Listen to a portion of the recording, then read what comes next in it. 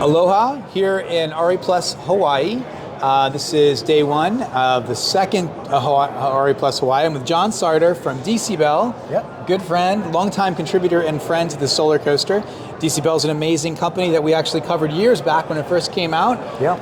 And this is about bidirectionality, which we love. Yeah, I understand absolutely. a system is set up on your home at this right. moment, so Yep. we're going to get to hear about some VIDI soon, Yeah, VIDI exactly. H soon, I hope. Yep, absolutely, But yeah. you just came out of a session on rebuilding Lahaina. And Right. a lot of our compatriots there, we're from Maui. You had Alex, former energy commissioner. You had Jennifer Potter, former PUC member. You had Shana Decker, PR for Maui Electric, and a couple of other fellows that look like really amazing people. Tell us a little bit about that session and what it was all about. Sure, so it's kind of covered different things. We all introduced ourselves, our background, and then we talked about community engagement. How do you get the community involved in helping plan a new energy system for Lahaina? Because really, you want to find out what the people need first, and then coming together as stakeholders from different areas, from the HECO, from our company, other companies that are, providing solutions. Yeah. Jenny Potter, who's put together a really amazing plan called Maui Power Back. So if you get a chance, check that out. Okay, if you Maui haven't. Power Back. Yeah. She did a whole presentation for the county council on that. But so basically, what it's proposing is that Lahaina be rebuilt as a series of nanogrids for home scale, microgrids, maybe separate community microgrids, and then a larger microgrid that can island from the grid when these PSPS events occur. Amazing. We've been having these in California for a few years now, and it's sort of like, guys, these firestorms are going to continue to happen everywhere. Look at LA right now, right? Yeah. And this is what we're going to have to do. We're going to have to shut the power off when it gets dangerous. And rather than dumping too much money into grid hardening and undergrounding, it's really expensive. Expect that it's going to go down and then have this redundant grids. This sounds a lot like what we learned from early hurricanes in Puerto Rico. Those redundant kind of overlapping grids that, if a hurricane comes through, then these other ones are working while the rebuild happens on the one that's been affected. Yeah. That's amazing. So that type of knowledge and learned kind of strategy is being brought into the idea for the restructuring of Lahaina. Right. So that's what came about that with that conversation. Was there more for that, or was it? Well, it's it's an ongoing conversation, right? And from Pele was the guy from Lahaina Strong there. Yes. And he was talking about how difficult it is to get the community to come out and talk about energy. It's not something that everybody's excited about. They just want it to show up and they use it, right?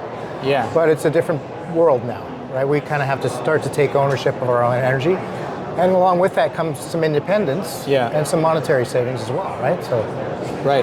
So he was saying that people are more likely to actually have that conversation now because of the experiences with... Yeah, absolutely. But it's still hard to get them to come out and engage. And I've had friends of mine say over the years when I get excited about energy stuff, maybe I'll be talking about bidirectionality. Right. I'd be like, Josh, all we care about is the price. Yeah, right.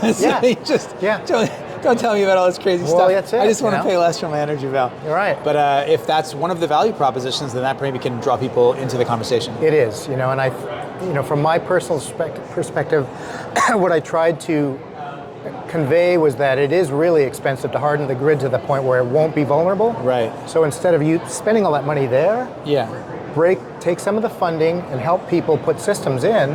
They had the HECO battery bonus program. That was a great program. It's been ended now. But that type of a system could really help people pay back the money that it costs to have your own energy resilience, right? Yeah. So that's a conversation I want to keep having with Shana. Yeah. And hopefully HECO will be, open to that. And I think they will. It would be great if they did a new battery bonus, right? Yeah, and microgrids are kind of a dirty word for the utilities because they don't like to give up control of their paradigm, their power system, but it's kind of time where this has to happen. It really is. And Paele was saying, if the community owns part of that energy system, they're going to do a lot more to take care of it.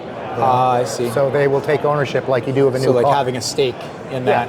Having some, that makes a lot of sense. But it's, the difficult thing is developing a model that the utility can be comfortable with and the people can be safe in, right? Right.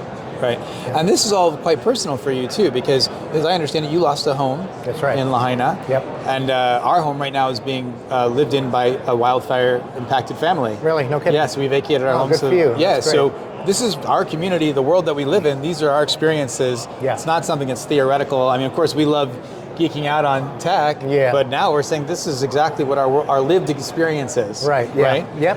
And it's not a luxury anymore; it's a necessity. Necessity. Yeah. Energy resilience is absolutely a necessity. Yeah. Well, it's always a pleasure, John. Yeah. Give my aloha to everybody at DCbell. I will. Yeah. And then we'll see you out here again soon, I hope. Absolutely. All right. Aloha, folks. Thanks. Aloha.